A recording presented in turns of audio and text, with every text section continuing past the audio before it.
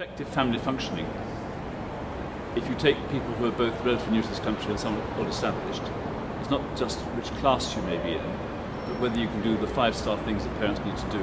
Can you get your child to school on time every day, having had breakfast in the right clothes?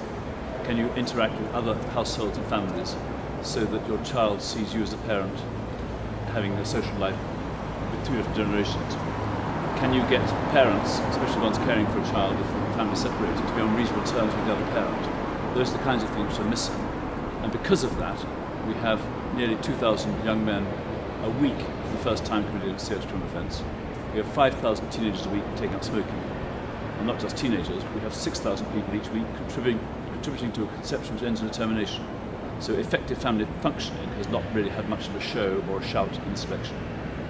Each political party is full of those who are political and those who aren't. The question is what are there for young people and students in each party? Bluntly, each party would like to see more people choose to be students if they want to and will benefit from it, and not to force them. Most people would like to see students get reasonable support who can't afford to do it all out of taxation. So I don't think it's especially something to choose between the parties. I think it's a bit like a slow bicycle race, and at the moment Labour have lost it. Over the last 35 years that I've been in Parliament, people of all parties confronted extremists. They aren't an extreme right wing, it's an extreme left wing.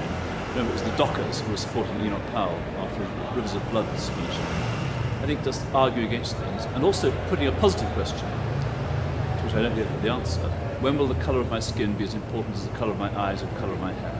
Something you notice, but doesn't say I'm more likely to be a prisoner or a police officer. If I consider the question of what the Conservatives have done for equality between men and women, I'll tell you a negative story.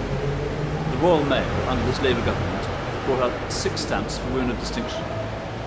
They bring in Barbara Castle, they bring in various others. Who did they miss out? The first woman Prime Minister.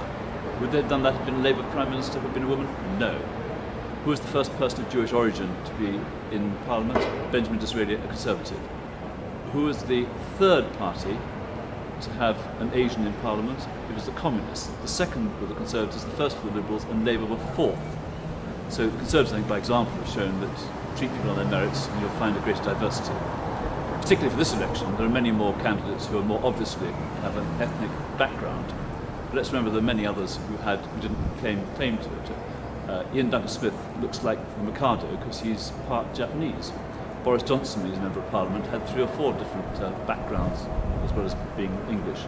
And if I look back far enough, I can find that I was probably an East German Jew. So diversity is there. Between men and women, I look at my wife, who got elected in 1984, 60 years after women could get into the House of Commons. When she got in, fewer than 5% were female. She did it by merit, and I think both merit and closing down the barriers, opening up the opportunities is the way forward.